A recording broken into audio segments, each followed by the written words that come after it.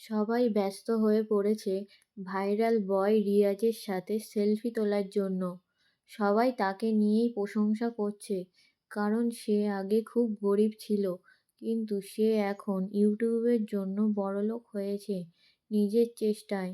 তখন রাস্তায় একটা মেয়ে আসে এবং সে তাকে চিনতে পারে এবং তাকে ডাকে, কিন্তু রিয়াজ তার ডাকের কোনো সাড়া দেয় না। তখনই একটা অ্যাক্সিডেন্ট ঘটে যায়। তখন রিয়াজ ও তার ম্যানেজার একটা গাড়ি জোগাড় করে সেই গাড়িতে করে সেই লোকটাকে হসপিটালে পাঠায়।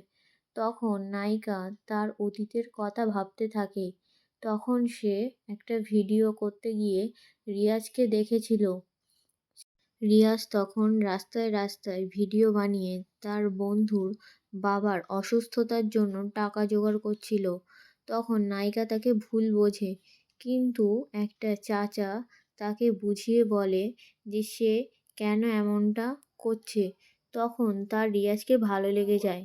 পরে কি ঘটতে চলেছে আমরা পার্ট 2 এ দেখতে পাবো। নায়িকা রাস্তার মাঝখানে দাঁড়িয়ে রিয়াজের কাছে ক্ষমা চায়। রিয়াজ কি পারবে নায়িকাকে ক্ষমা করে দিতে?